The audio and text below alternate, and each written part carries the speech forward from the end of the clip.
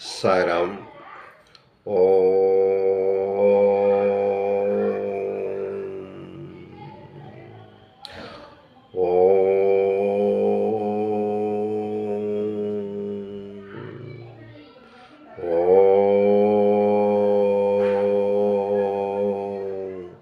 ఓం గణానాం త్వా గణపతిం వామహే కవిం కవీనాం ఉపమస్తవస్తవం జ్యేష్ఠరాజం బ్రహ్మణాం బ్రహ్మణస్పదాన సన్నన్నోతి విశ్వేద సాదనం ప్రణో దేవి సరస్వతి వాజేవిర్వాజనీవతి.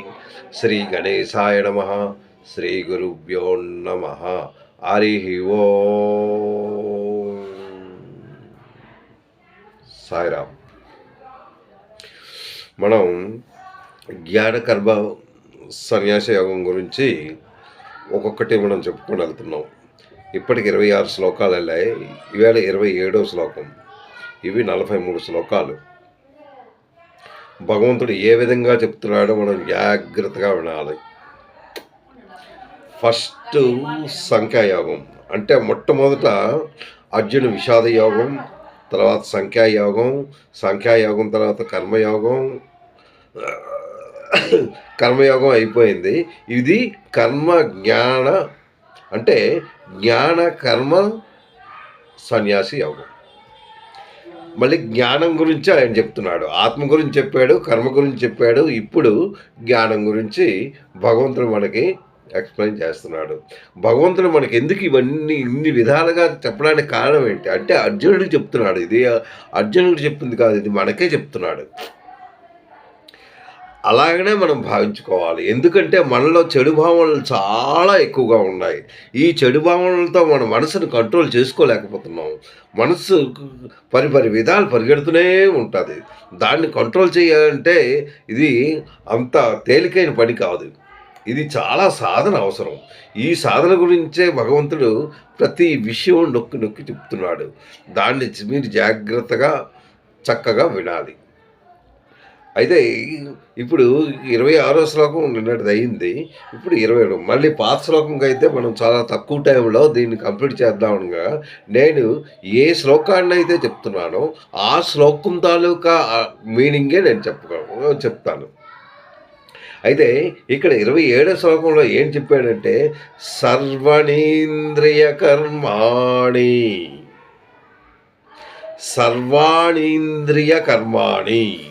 అది జాగ్రత్తగా మనం వినాలి.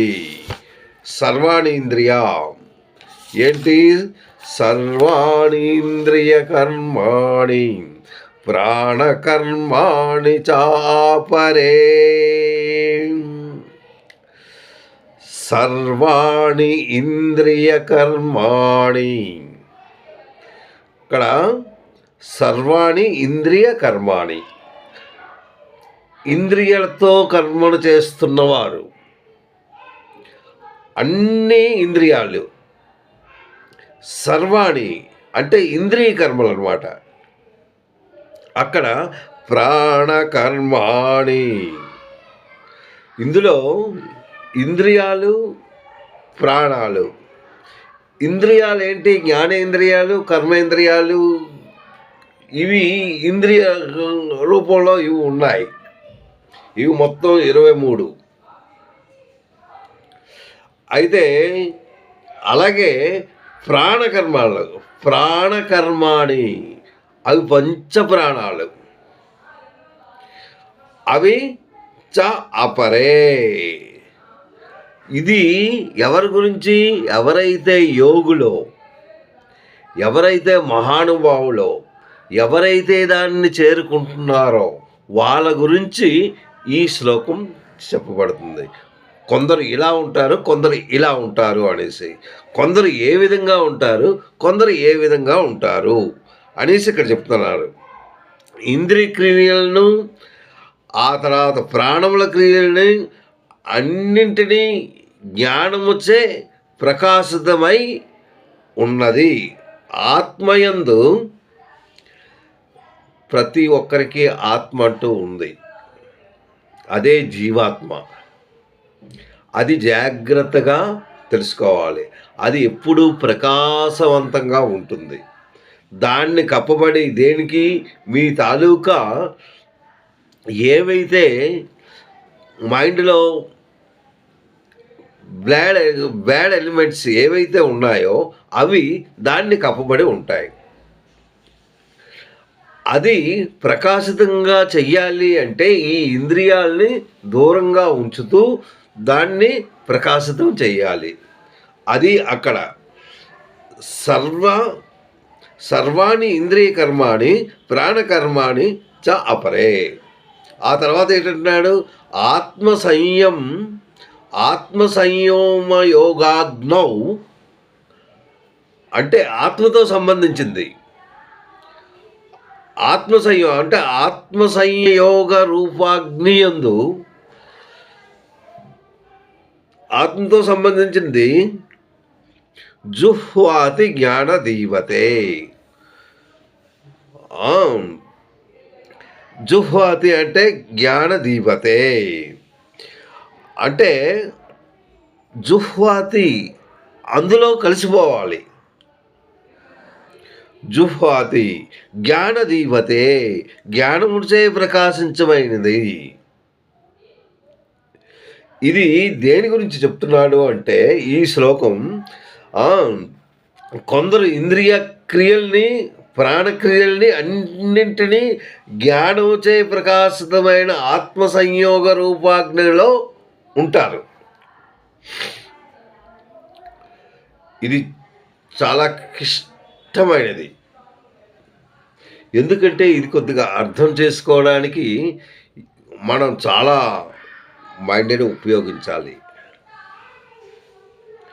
ఇది ఏంటి అంటే భగవంతుడిని చేరుకోవడానికి, భగవంతునిలో లీనమవ్వడానికి అవి ఎలా ప్రయత్నిస్తే మనం భగవంతుని మనసులో అంటే మీ మనసులో ఉన్న ఆత్మ, ఇది జీవాత్మ, ఇది ఎలా ప్రకాశితం అవుతుంది అంటే ప్రతి ఒక్కడికి ఆనందం అన్నది ఉంది. ఆనందం మామూలే. ఈ ఆనందం అన్నది ఎలాగ ఏర్పడుతుంది అంటే ఆత్మతో సంయోగం అయినప్పుడే మీకు ఆనందాన్ని ప్రకాశితం అవుతుంది. ఆత్మతో సంయోగం కావాలంటే నువ్వు ఏమి చెయ్యాలి? నువ్వు మామూలుగా ఇలాగా చెడు తిరుగుతూ మనసుని అదుపులో పెట్టుకోకుండా దాని వెంట నువ్వు పరిగెడుతూ ఉంటే ఈ కోరికలు పెరుగుతూనే ఉన్నాయి. ఈ కోరికల గురించి నువ్వు ఉదయం లేచి సాయంత్రం వరకు నువ్వు పరుగులు చేస్తూ ఈ ఈ అసలైన దాన్ని నువ్వు మర్చిపోతున్నావు. నీలో ఉన్నది ఏంటి అన్నది, నువ్వెవరివి, నువ్వేంటి, ఎక్కడికి వెళ్తావు అన్నది నువ్వు మర్చిపోతున్నావు. ఇది శరీరం. ఈ శరీరం ఎన్నాళ్ళు ఉండదు. ఈ శరీరం ఎప్పుడు పడిపోతుందో తెలియదు. ఈ శరీరం పడిపోయిన తర్వాత మనం ఏం చేయలేం. మనం ఎంత భగవంతుడిని మనం చేరుకోవాలన్నా ఇంకా చేరుకోలేము. గింజుకుపోయినాయి. ఇప్పుడు జంతువులు ఉన్నాయి, పక్షులు ఉన్నాయి, వాటికి అవి లేదే. భగవంతుడు జ్ఞానించుకుంటాను అన్న భావన వాళ్ళకు ఉన్నా అవి చేయలేరు. They are not able to sit. వాళ్ళు భగవంతుని జ్ఞానంతో చేద్దాము అన్నన్ను వాళ్ళు చేయలేరు. ఒక్క మానవుడికే దీనికి సఖ్యమైంది. ఈ మానవ రూపంలో మనం ఉన్నాం కనుక ఆయన్ని మనం తెలుసుకోవడం ఎలాగా? ఆయన్ని మనం తెలుసుకోవడం ఎలాగా? ఇది తెలుసుకునే రూపంలో మనం దీన్ని ఏం చెయ్యాలి అన్నది మనకి కావాలి. ఇది 2 మార్గాలుగా మనం చేయొచ్చు. సర్వాణీంద్రియ కర్మాణి ప్రాణకర్మాణి చాపరే ఆత్మ సంయోగ యోగాగ్ని జిషత్ జ్ఞాన దీవతే. ఇది ఏంటంటే పతంజలి గురించి మనం తెలుసుకోవాలి. ఏంటా పతంజలి అంటే పతంజలి యోగం అది ఎలాగా చేస్తున్నారు అన్నది మనకు కావాలి. అంటే ఈరోజు పతంజలి అన్న యోగాలు ఉన్నాయి. అవి ఒక్కొక్కరు ఒక్కొక్క విధంగా చేస్తూ ఉంటారు. అవి 2 విధాలుగా చేస్తారు.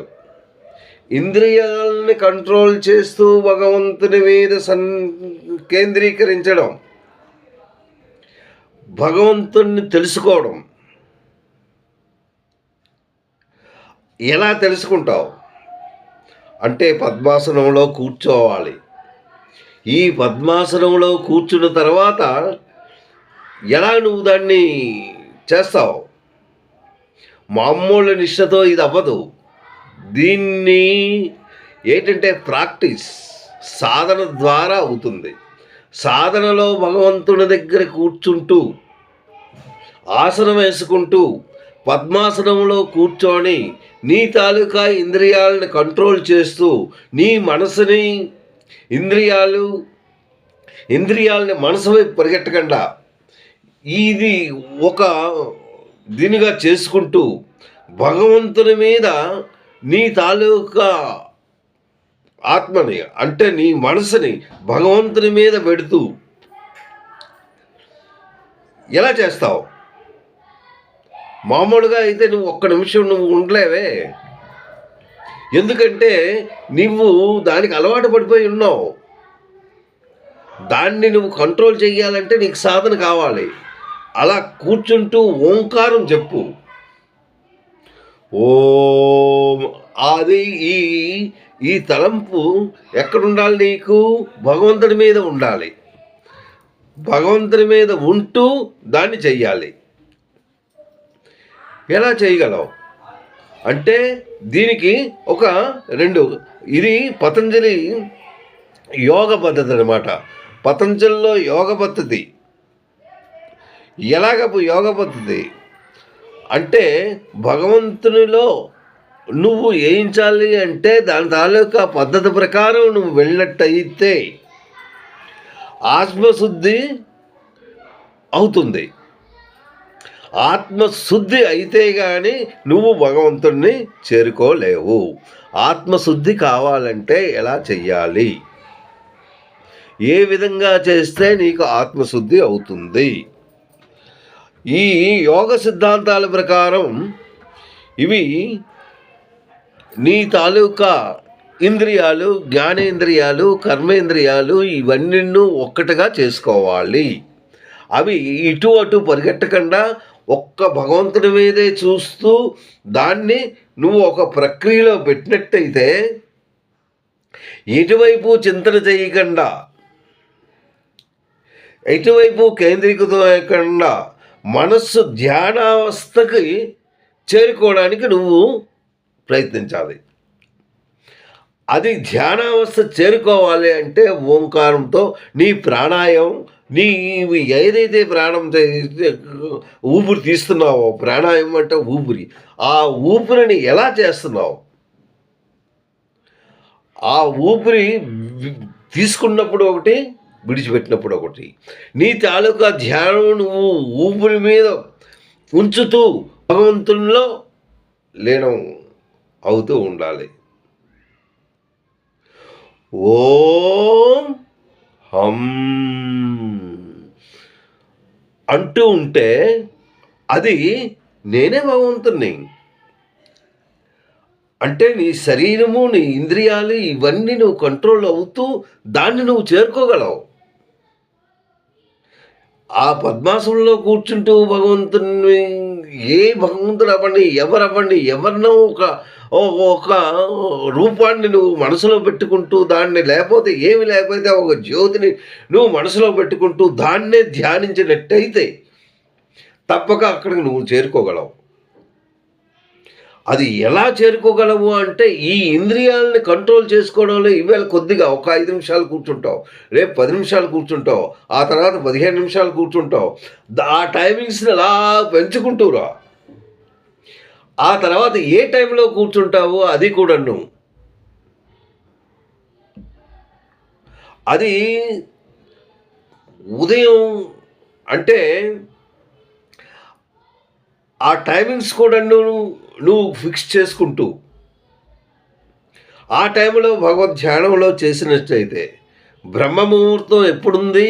తెల్లవారి 5 నుంచి 4:30 కల్లా స్నానం చేసుకొని 5 గంటలకల్లా నువ్వు అక్కడ కూర్చొని పద్మాసనంలో కూర్చొని ఇది ప్రాణాయామం చేసినప్పుడు ఆ ప్రాణాయామం చేస్తూ ఓం హం అంటూ అలాగ నువ్వు ప్రార్థన చేసినట్టయితే భగవంతుడు నీకు తప్పక సాక్షాత్కరిస్తాడు.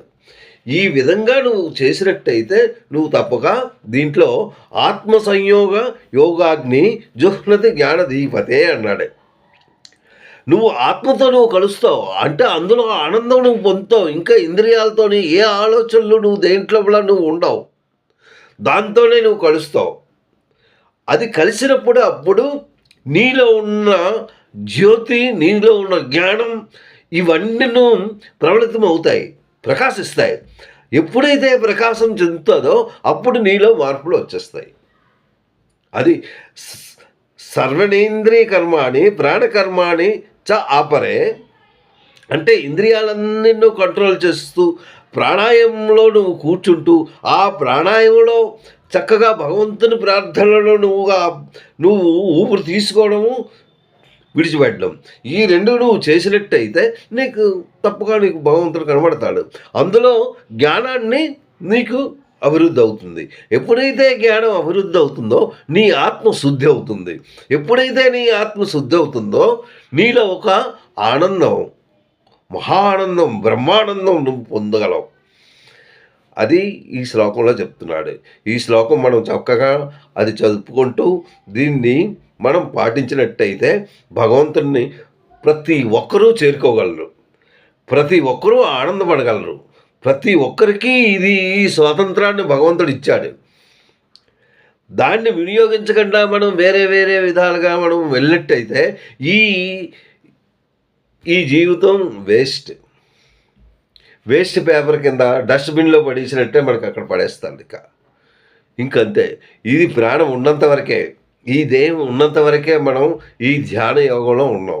మనం ఇప్పుడు ఏంటంటే పవిత్రమైన గ్రంథాన్ని మనం రోజు పఠించుకుంటూ ఆ భగవంతుడిని మనం చేరుకోవడానికి ఎన్నో విధాల మనకి పూర్వజన్మ సుకృతం ఉన్నది కనుక ఇది కూడా మనం వినగలుగుతున్నాం. నేను చెప్పడం అన్నది వదిలేయి, చెప్పడంలో ఏమీ లేదు, ఇందులో ఫలితమే లేదు. విన్నవాళ్ళే ఫలితపడతారు, వాళ్ళకి జ్ఞానం ఏర్పడుతుంది. ఆ జ్ఞానంతోనే ముందుకు వెళ్ళగలరు. సాయిరామ్. తప్పక దీన్ని పాటిస్తూ ముందుకి దీన్ని తీసుకెళ్తారని నేను మనసారా కోరుతుంటున్నాను.